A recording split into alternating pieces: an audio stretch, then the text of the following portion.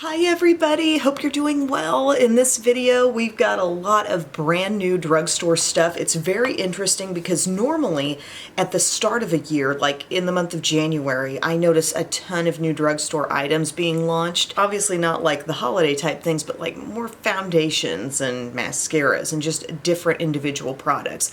Normally the start of the year is the time for that, but I noticed recently, it's November, and on Ulta's website I saw a bunch of new drugstore products releasing. So over the weekend, late last week, I've been playing with a lot of this stuff and I got some opinions. It's not all good ones, but I'm going to show you pretty much a full face of new makeup here, new drugstore stuff. And we're going to begin with the Maybelline Perfector 4-in-1 Whipped Matte Makeup. So the tube looks like this. They love calling things perfectors, don't they?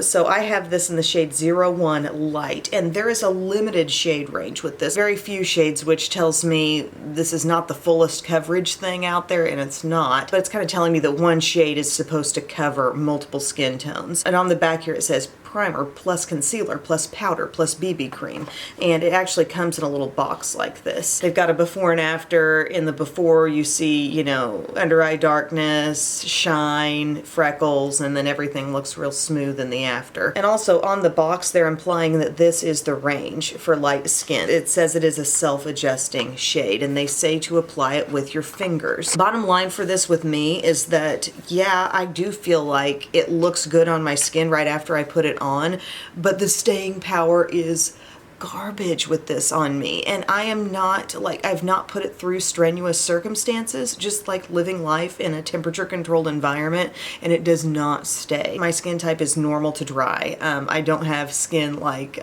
my friend Erica would say, like, my skin eats makeup. She's got really oily skin. Mine is not that way. But anyway, let's just show you. It squeezes out and it's gonna toot as you squeeze it out. There's sort of a dryness to it, a lightness. It's like a lighter texture of Dream Matte Mousse. It's very whipped and light. So you're going to smooth this on with your fingers. And I'm going to get this all over here. And it's interesting because it does seem to even out the complexion pretty well. Like, I'm going over areas where I saw some redness or I saw some under eye darkness. And while it's not full coverage, it is making a difference. I will say that. I'll give it that. And smoothing it over this area. I kind of see why they said fingers, because, there's just this whipped quality where it really does kind of need to break down into the skin. It's not as thick as Rimmel Stay Matte, not as thick as Maybelline Dream Matte Mousse, but it still kind of needs some working in, I think. So I understand the finger application. One of the times I applied it as I was testing it, I kind of did fingers first and then I smoothed it in with a brush, and that was kind of nice as well. But here I am just kind of looking all over the face, making sure it's pressed in.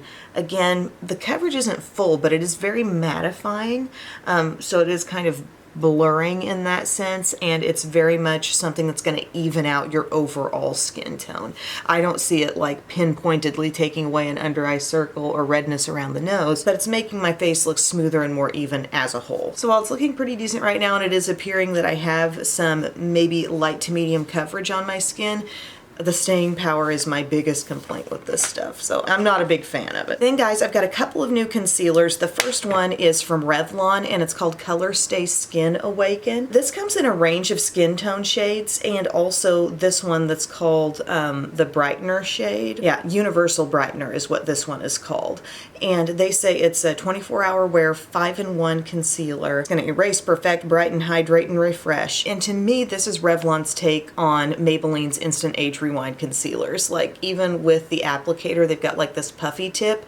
A thing that really bothers me about this, and I think it's going to keep getting worse probably, is now that I've squeezed it out and there's product here, that tip is always touching this cap, and product is rubbing off here and it's rubbing off around here where it twists in, and I feel like that's just going to get messier and messier.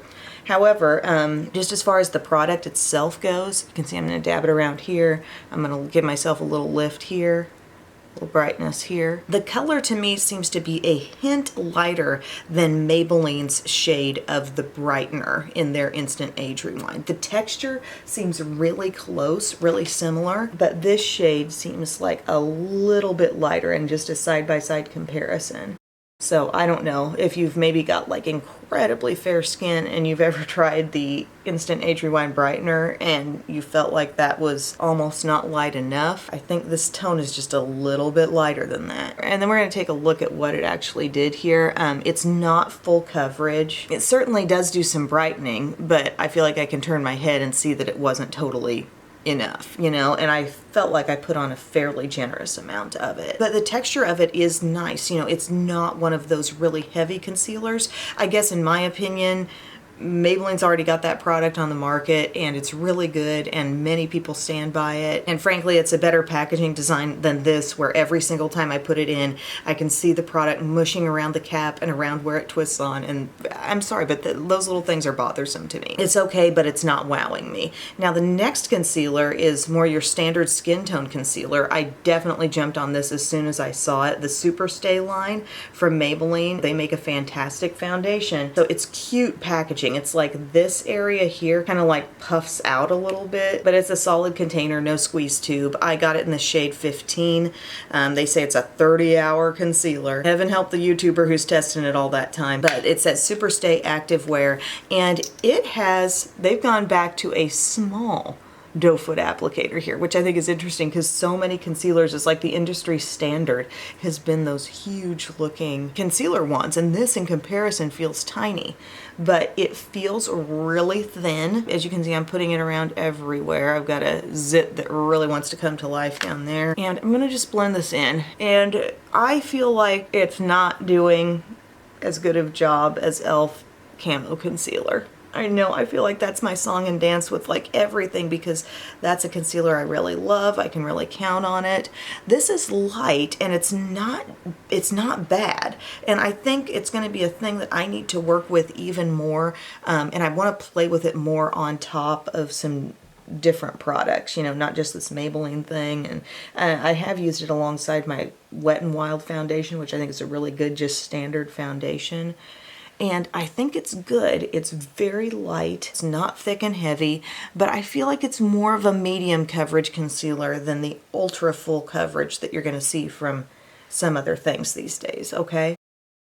That's just my opinion. It has worn well, like on my under eye. I've been looking up close at what's been going on there as that has set in that area. And I think because of its thinness, it's wearing well, but it's not as full coverage as it could be. It's not even as fully covering redness just in an instant the way my camo concealer would, the hydrating or the regular version. If you've been watching my channel a lot lately, I feel like I just have been having great luck with loose powders. I've got a lot of drugstore loose powders I really like. The Wet n Wild Photo Focus is so good. Maybelline Fit Me, I love that for years, but I saw Revlon has come out with something called Blot Matte Setting Powder with a superfood detox blend, and it's gonna wear for 16 hours. They did nail the packaging on this. You got your twist off top and then a little lift up thing here that's blocking your sifter holes so things don't get super messy on you. I love that. So I'm just taking my e.l.f. small tapered brush into this, and this is a super matte powder. It really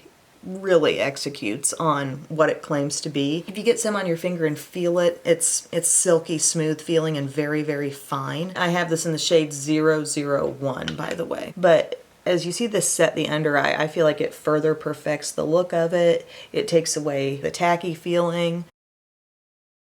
It is mattifying and I feel like it does a good job. Like, I've liked the powder. I personally didn't really need another excellent loose powder in my collection, but I like it. You know, I think it's super fine. It goes over your nose and it fully, you know, disguises the look of pores and stuff like that. Seems to make my under eye look a little smoother and more even. And then on top of it all, a really good packaging design too. So that's probably the best product I've put on my face so far, has been this Revlon ColorStay Blot Matte Setting Powder. And I noticed they had some other things, like it was a primer and a setting spray, and instead of like the word blot, they had another like keyword there with it. I'm trying to think if Revlon even had a loose powder before this that I was using or familiar familiar with. I don't think they did, so they needed something. And this one I really do like. So in this mix, I don't have a new bronzer, blush, or highlight, so I'm just going to keep it drugstore and use some other things that I have here. The Physicians Formula Butter Coffee Bronzer. I have been loving this. This is so good. You see a little remaining overspray down there, but it's a great satin finish bronzer. It's so easy to apply and blend. I love the scent of it. I love the scent way more than like the standard butter super tropical scent, which is okay with me. You know, I'm never going to turn up my nose at that one, but like this is even better. This is even yummier. And like I said, I really like the finish of it. I think it makes it like very easy to apply. I can do a quick contour with it too. By the way, props to Lisa and Lisa J Makeup and BK Beauty. This 107 brush was featured in an article in Vogue online, and I think that's really impressive and very cool that the editors are taking note. But I've talked about this already in a recent video if it's sounding familiar. I really like it. Then for my blush, I'm going to go to my Clean Fresh blush palette from CoverGirl, and it's the Plum Blossom shades. I'm going to use a little bit of this kind of like bright reddish coral on the end. It looks like a matte shade. I'm just going to lightly blend this in. Look how pretty that sheers out. Oh, I love rich blush shades.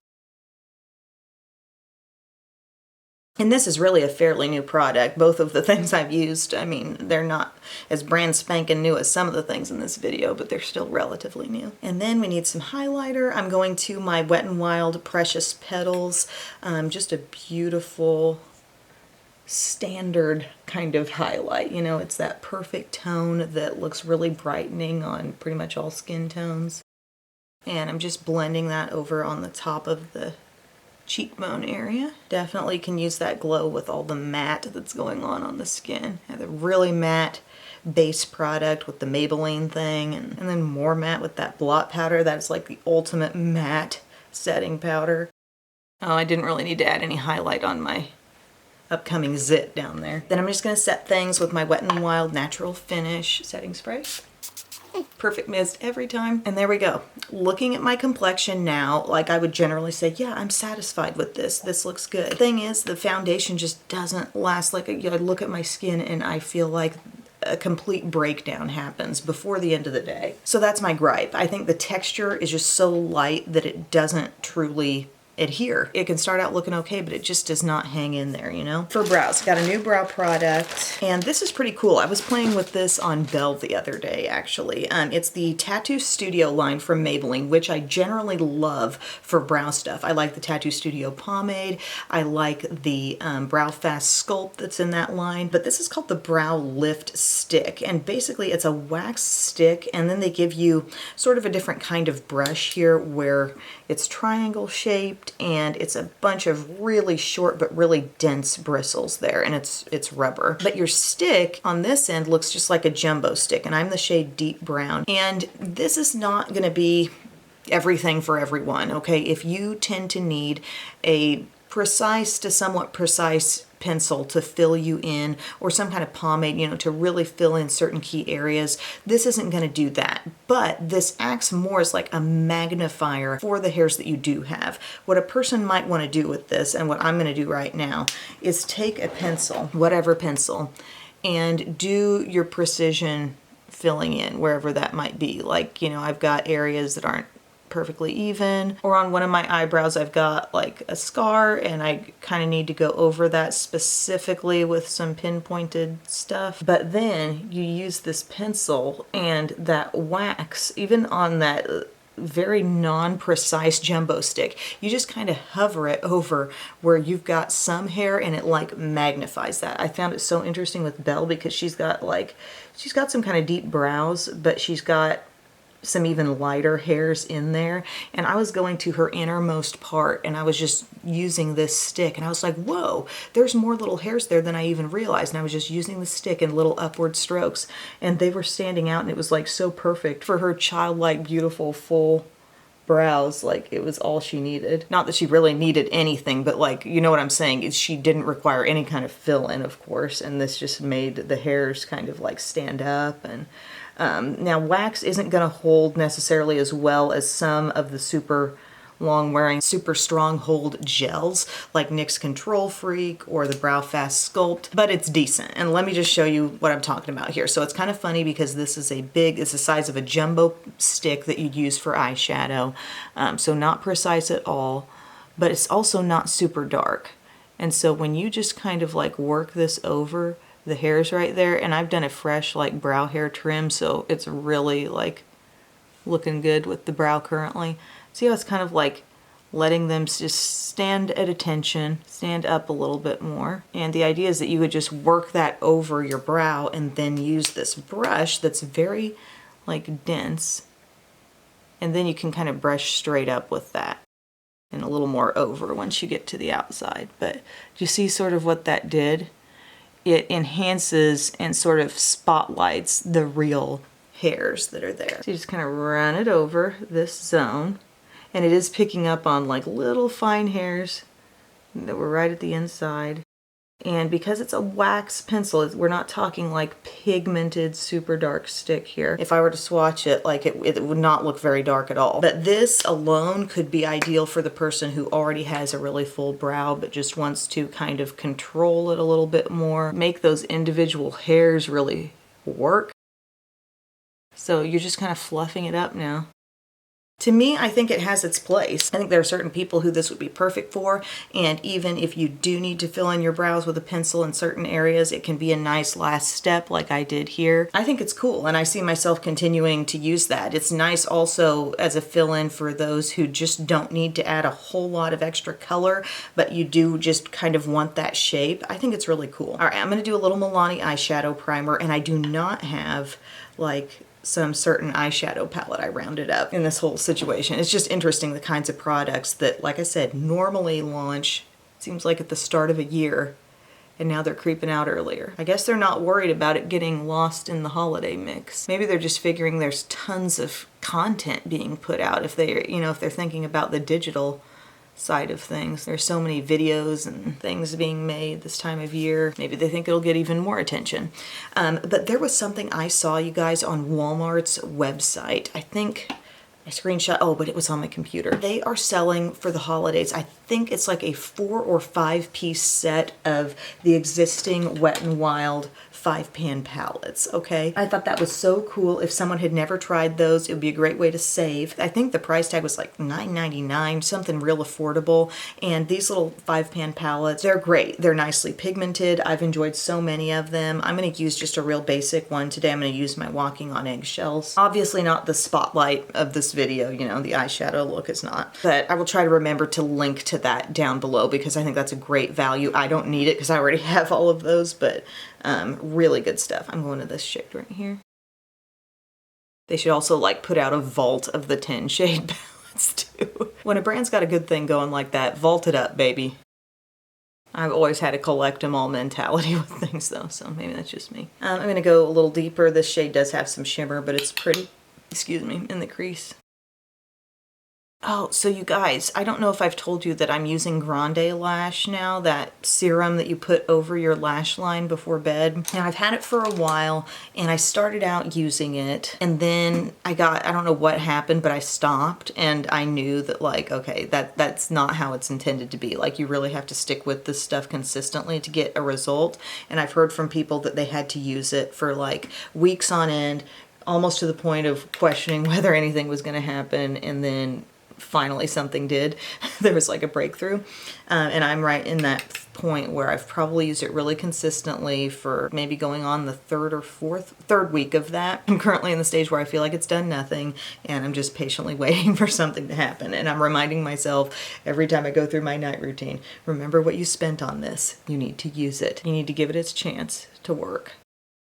So this is just the dark brown. I don't know if I said it, but I did the highlight shade under my brow bone. This is just a great little classic palette. If you have no desire to do anything really out there with your eyeshadow, but just look kind of naturally contoured and pulled together, get you some Walking on Eggshells. I mean, sometimes I roll my eyes at the makeover brands may put on a certain product. Like Walking on Eggshells has had like 3 or 4 versions that it's gone through over time, but this really is probably the most complete and the best. Because they gave us that dark matte brown, y'all. Matte brown, flat brush.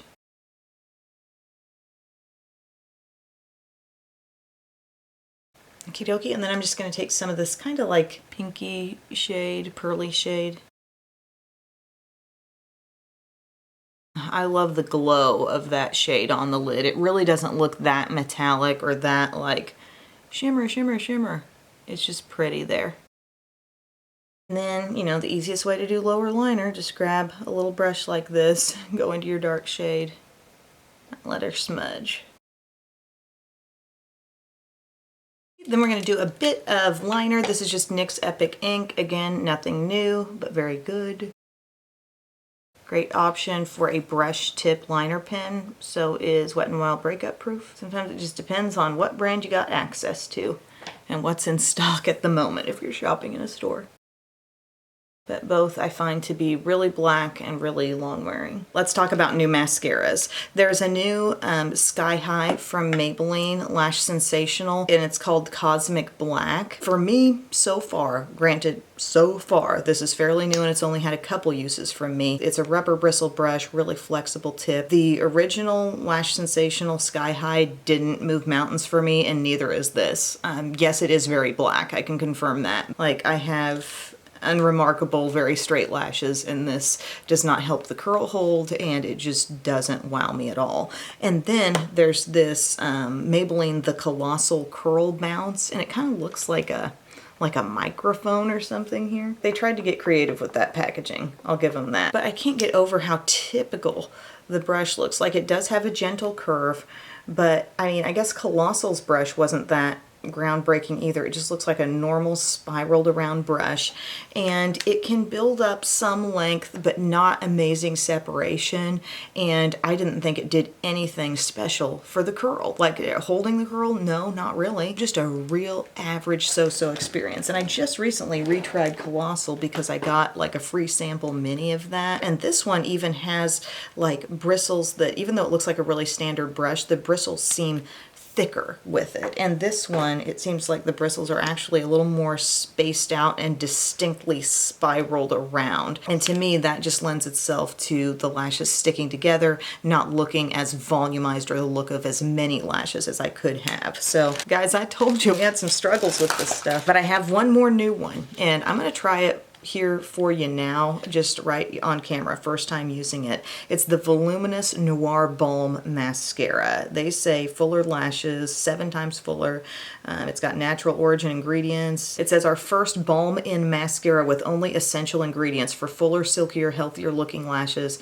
Iconic volume. Lashes left instantly volumized and intensely black, they say. Now, I'm fully realizing, my friends, that I just talked about a couple of mascaras there that hadn't been used that much, and I didn't have great experiences with them yet. That doesn't mean I'm going to throw them in the trash can right now, okay? I'm going to continue to let them stay in my rotation, and hopefully they'll improve with time. You know, that's my hope. I'm not going to completely stop using them. I'll keep them around and keep trying.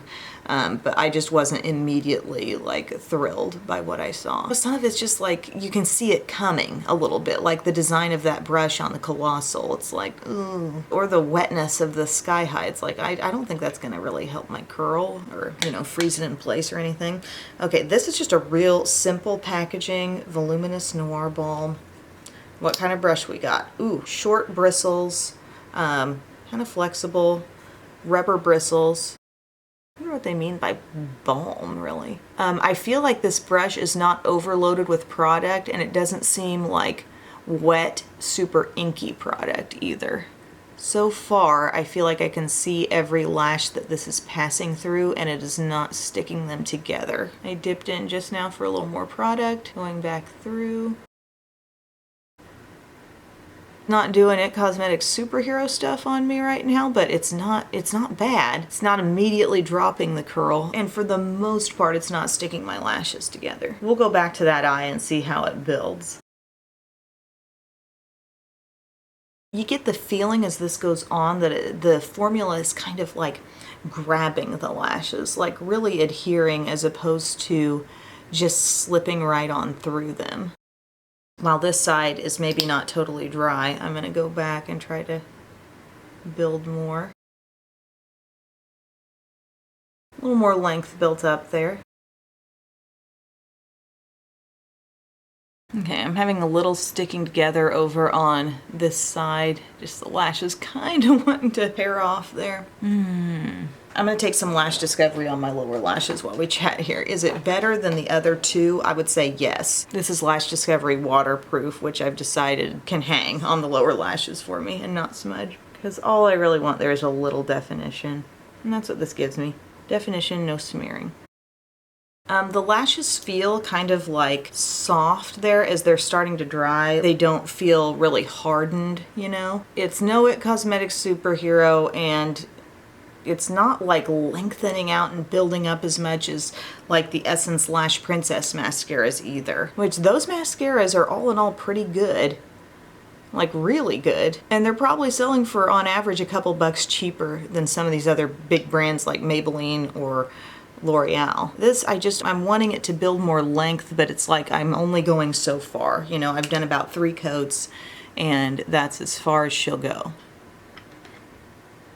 So that's what we're working with. Do I expect it'll get a little better with time? Absolutely. But definitely a better initial experience than the others gave me. Oh, I did replenish my lash supply. I got another set of the Kiss My Lash But Better and So Real, which is my favorite lash style. And another favorite is from Kiss, this So Wispy Curated collection. It's a great little multi-pack of wispy types of lashes, and every single style is great. I've actually got the 11s here from my first set. I'm thinking about popping those on. The So Real, in comparison to these are just bigger, thicker at the lash line and longer overall. Okay, so what I just popped on again are the 11s from the Kiss So Wispy Curated collection. Love these. They're very like flared out at the ends. They're like an amped up demi wispies, you know? Highly recommend that little set if you're looking for a good lash sampler of the wispy style, which wispy, we're thinking not like junk blunt cut at the ends, but like really different lengths working in. It's a more natural dramatic lash, if that makes sense. So a few new lip products. One kind of lip product that I've barely worked with enough, so I'm not going to even talk about it in this video. It'll come up at a later time. But one of the things I'm going to talk about today is from Revlon's ColorStay line, and it's called the Matte Light Crayon. I got a little sharpener tip here. We've got a twist up pencil. What are we thinking of here? We're thinking, of course, of the Maybelline SuperStay Matte Ink Crayons. And this is another way that in just one video's time here, Revlon is kind of trying to copycat Maybelline, I feel like. One was with the concealer that's a lot like Instant Age Rewind, and the other is this. Now, this does feel a lot like, what shade do I have first off? What shade? This is called Take Flight. So same format. Now this does dry down immediately. It probably dries down a little faster than the SuperStay ink crayons do. And it's not uncomfortable on the lips, but it feels more like something, more like a layer of something there. Like already it's drying down, and even when it's to its 100% as dried down as it's gonna get state, you can still kind of pull a little product off. So it does wear down a little bit as you have it on. It's not like 100% transfer proof. But that being said, it still does wear pretty well. Like this got me through a big chunk of my day yesterday, and even as it was wearing down, this particular shade, if you can stick to a mid-tone in products like this, you're going to have the best staying power because it's not going to show as much when it starts to wear a little bit. You know what I'm saying? To me, it just feels a little heavier on the lips, a little drier on the lips perhaps than the matte ink crayons, but it's pretty close. And as you can see, just the exact same format. The matte ink crayons, like especially when you're looking at Ulta's website, they have so many shades. I just think they've developed a fantastic range there that I'm really pleased with. It feels like a little bit more of a silky glide with those. I've always talked about how it feels like, you know, you're putting on lipstick, but it's thinning out and it's almost melting down onto the lips as it comes in contact with the heat of your lips. And this feels a little bit more like I'm just putting on a matte lipstick, you know, one that sets real quick, but a lipstick nonetheless, and it just ends up, I think, having a little more feeling of thickness. But again, very close option there. And then the other thing I was going to talk about is this little guy from L'Oreal. Same packaging as these matte liquid lipstick type products, but these are called, and I hate when they don't just put the name on the product, they're called Glow Paradise Lip Balm in Gloss. So yeah, this is a shiny, glossy type thing. The scent is, What is the scent? L'Oreal seems to be the brand that puts out, you know, not necessarily a clear scent, but it's like their own makeup-y scent, you know what I mean? It doesn't really smell like anything that I can put my finger on. It's their own kind of makeup scent. This shade is called Blissful Blush, and it's looking like really nude. And while it has some sheerness to it, it's not 100% sheer, and it is really comfortable. There is a balmy kind of thickness, kind of a lip treatment type feeling. And I like it, and I like that much color showing from my nude. The fact that it went on and it showed this much color as opposed to me just seeing through to my natural lips, I think it's really pretty and really fresh looking. Downside to this product is, of course, it's not gonna last very long. As I was playing with this was the first like new lip thing that I was trying out, and you know, it's just kind of disappointing how this can't wear longer. It does have enough thickness to kind of like hang in there a little better. It's almost reminding me a bit of the vibe I might get from one of those Fenty gloss bomb things, but not quite as annoying as that. Like those, for some reason, those things deposit so much on your lips and it just can feel like a little too much.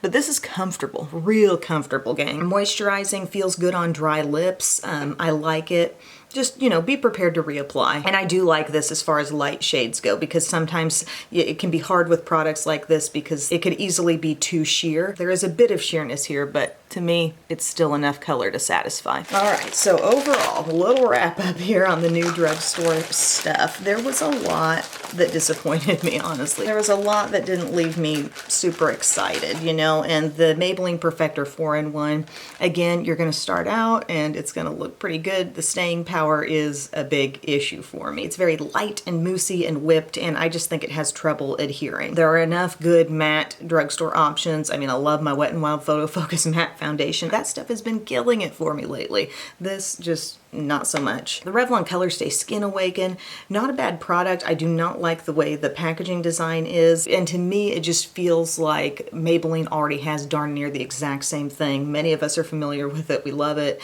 This might be just a little bit lighter brightener if that's what you're looking for, but I'm not over the moon. And then two mascaras, as I mentioned, that did not do great things for me. The Sky High Cosmic Black, and then also the Curl Bounce from Maybelline. And then we got a few things in the middle that I'm kind of like, I guess, still really wanting to work with and test. This Voluminous Noir Balm, I think that's a decent product for me. I think with continued use it may get even better. And I want to keep experimenting with this SuperStay Active Wear. It's a really lightweight concealer, but I want to see how it pairs with some different coverage products that I will wear and just kind of keep putting it through the paces, you know? And I kind of stick this one in the average category just because, like, I think it's such a blatant, like, copy of the other product, the SuperStay Ink Crayons. That is a wonderful product, but there's just, they've got a great shade range, they got a great product. It's kind of like, does it really need to be improved upon at all? I don't think so, but here, you know, Revlon has put something out. But several of the things that I really did enjoy, the Blot Matte Setting Powder, man, did that do its job. It's a great packaging design,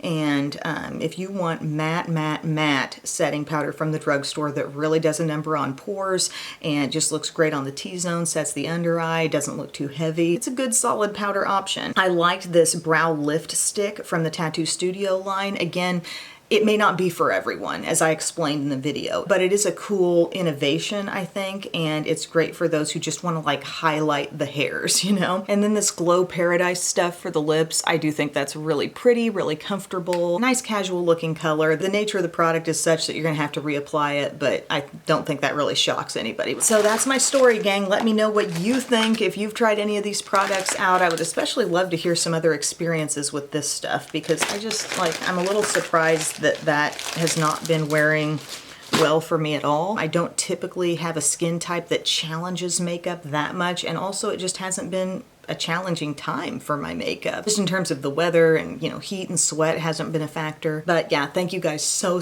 much for taking time out of your day to watch. I really appreciate it. I hope this video was helpful, and I'll see you again very soon. I love you. Bye.